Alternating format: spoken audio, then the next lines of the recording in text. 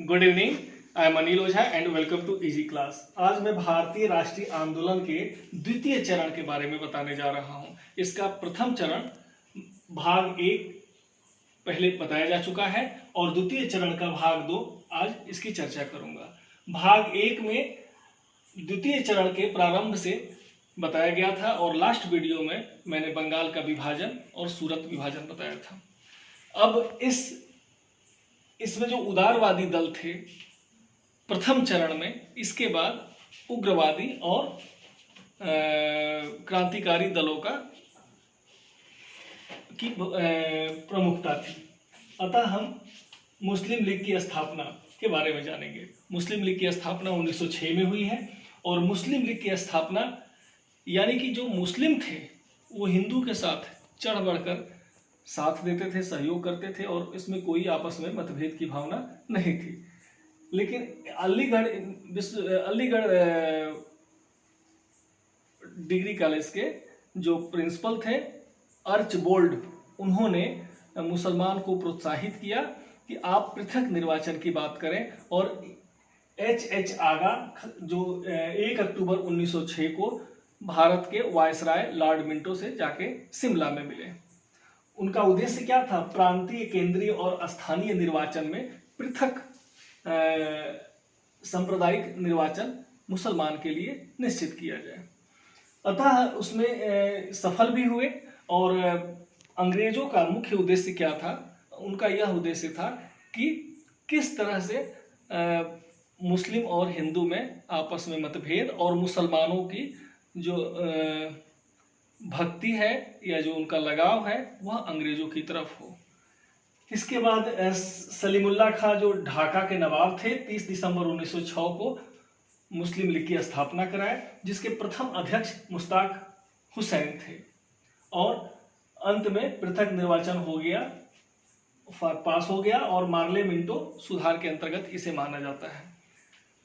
Morley Minto सुधार में जो वायसराय मिंटो थे उन्होंने ऐसा बोला था कि भाई यह जो बात है पृथक निर्वाचन का, तो हम एक ऐसे विष को बो रहे हैं, ऐसे एक विष की कल्पना कर रहे हैं जो आगे आने वाले समय में हम ही लोग के लिए हानिकारक होगा।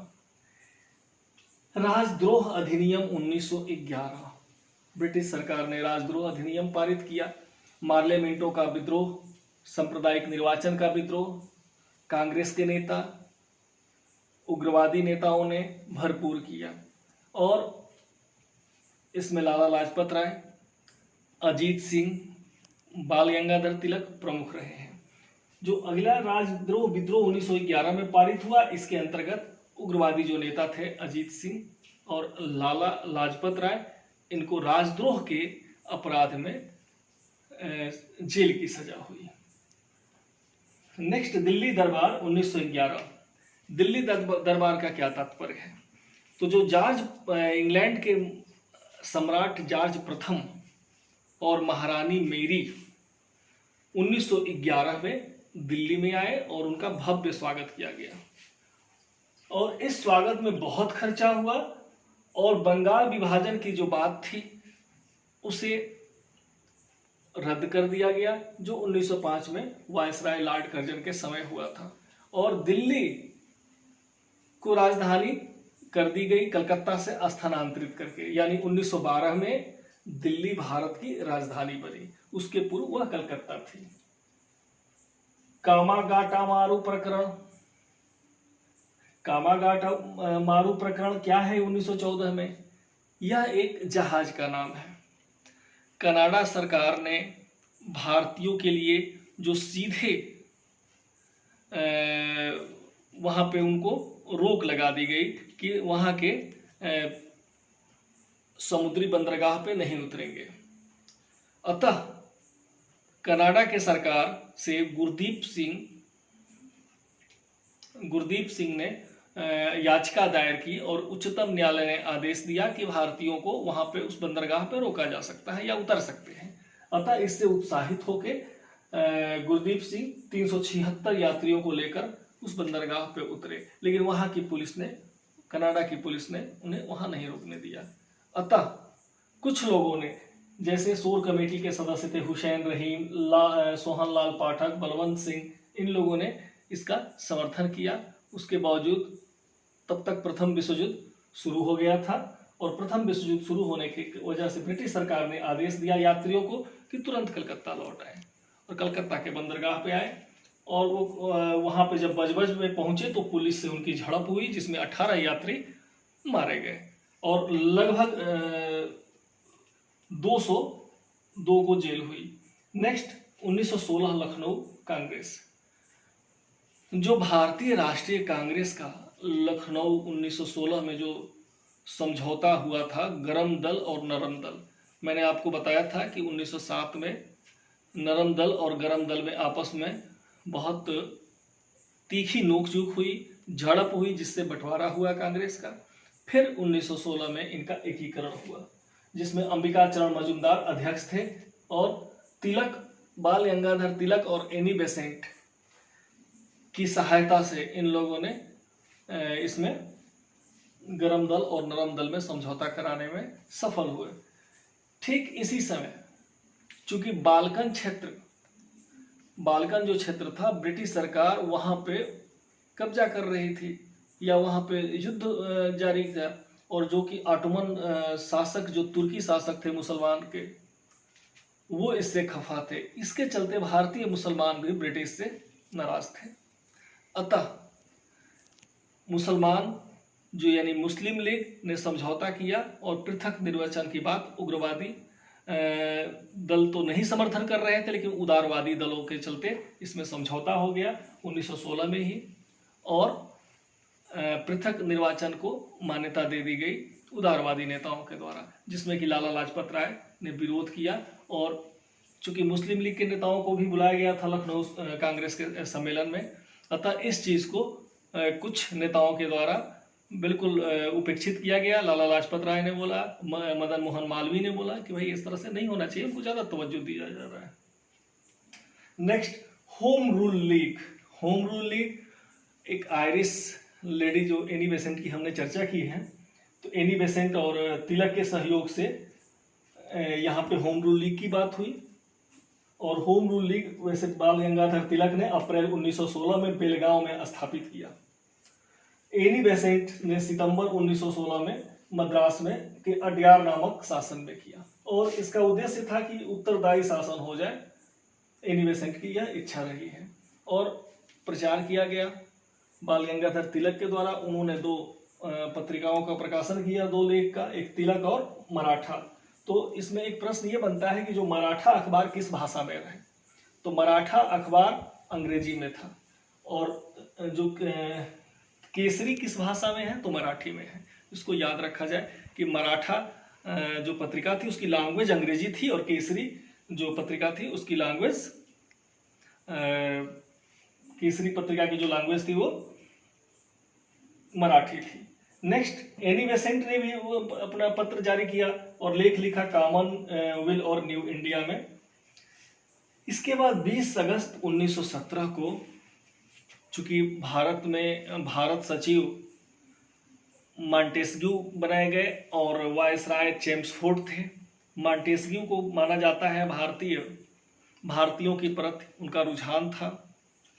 वो यहाँ पर आए, चूंकि लॉर्ड सभा में भी उन्होंने भारतीयों के पक्ष में बात की थी, उत्तरदायी शासन की बात किया, और उन्होंने बोला कि भारतीयों को छूट दिया जाए। और इसके चलते यहाँ प्रांतों में उत्तरदायी शासन, प्रांतों में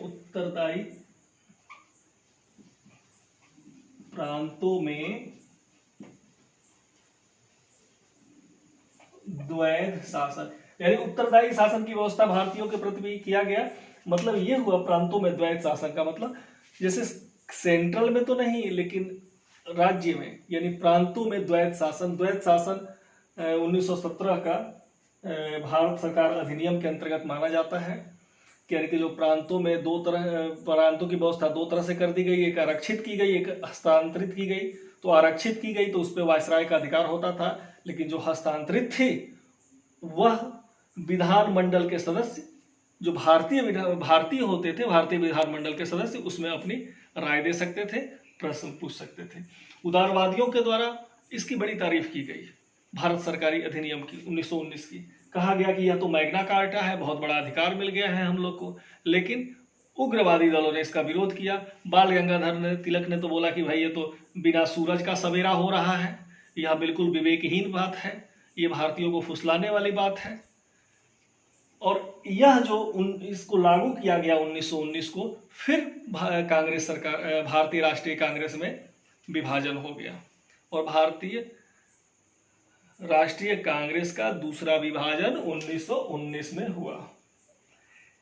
तत्पश्चात इसमें एक और बात कही गई थी कि हर एक 10 साल के बाद एक वैधानिक कमीशन आएगा जो भारतीयों की समीक्षा करेगा कि क्या इन्हें आजाद दी जाए या किस तरह का यहाँ पे कार्य किया जाए।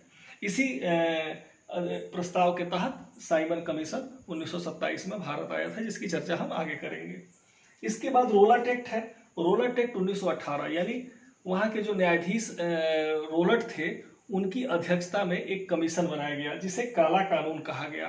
काला कानून को बिना दलील, बिना वकील, बिना अपील की संज्ञा दी गई, क्योंकि अगर किसी भारतीय पे संदेह हो जाता है, संदेह के आधार पे उसे जेल में डाला जाएगा, उस पर मुकदमा कायम किया जाएगा। यहाँ पे बहुत विरोध किया गया भारतीयों के द्वारा।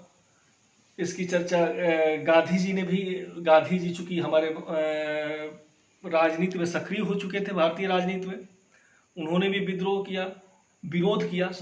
किया। उसके बाद सत्याग्रह की बात की कि इस पर सत्याग्रह चलाया जाएगा।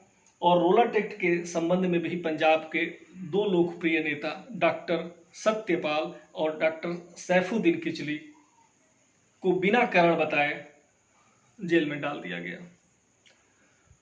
तो चूंकि यह एक माहौल बहुत ही गर्म चल रहा था, स्थिति भयावह थी उस समय, तो वहाँ के लोगों ने आपस में सम्मेलन करके जुलूस निकाला, इस तरह की बातें हुई। और ठीक 13 अप्रैल 1919 को अमृतसर में शांतिपूर्वक जुलूस वहाँ के लोग कर रहे थे, चूँकि गांधी जी को भी पंजाब में आने नहीं दिया गया।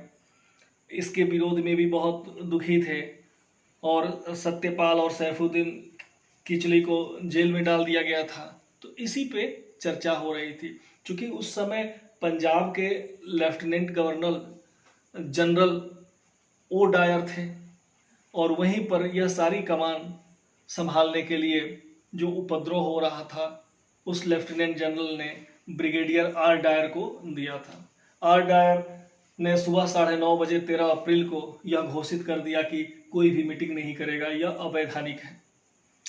4:30 बजे शाम को वहाँ पे अमृतसर के जालियांवाला बाग में मीटिंग हुई।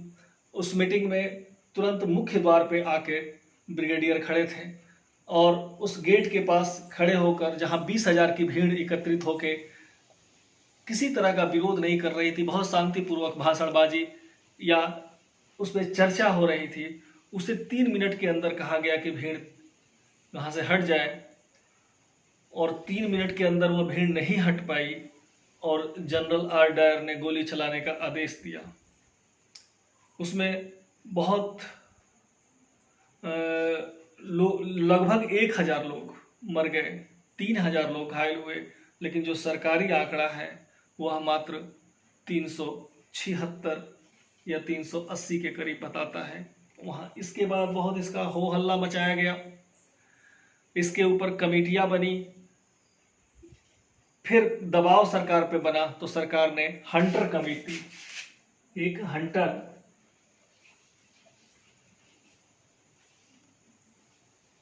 कमेटी बनाई और हंटर कमेटी में 8 सदस्य थे जो उस जालियांवाला बाग में हत्याकांड की समीक्षा करने के लिए, जिसमें 5 अंग्रेज थे। अतः उसकी रिपोर्ट आने से पहले ही सरकार ने एक इंडेमिनिटी बिल पास किया और सारे कार्य की लीपापोती कर दी गई और रिपोर्ट में बताया गया कि हाँ, ब्रिगेडियर जनरल आर डायर ने थोड़ा सा बल का ज़्यादा प्रयोग किया। यहाँ तक कि मॉन्टेस्क्यू ने भी बोला कि अब इसके बारे में कि ऐसा है कि जनरल डायर ने बड़े ही नेकनियता के साथ काम किया, थोड़ी सी आत्मसंयम खो दिया। फिर कुछ लॉर्ड सभा ने उसके जनरल डायर के बारे में अपना कमेंट किया कि अम्मान की तलवार इसको दिया जाए। मतलब कुल मिला के बहुत ही उनको बल दिया गया और सजा के रूप में क्या मिली, तो केवल उनको नौकरी से हटाया गया। फिर भारत में भी यहाँ के लोगों ने, जैसे मोतीलाल नेहरू, मदन मोहन मालवीय, इन लोगों को मिलाकर एक कमेटी बनाई गई। इन लोगों ने जांच की जालियांवाला बाग की। इसमें इन लोगों ने अंत में मांग किया कि जो अपराधी है, जिसने अपराध किया है, गोली चलवाई है, उसको सजा हो और जो लोग मरे हैं उनको मुआवजा दिया जाए। लेकिन उनकी बात सरकार नहीं सुनी।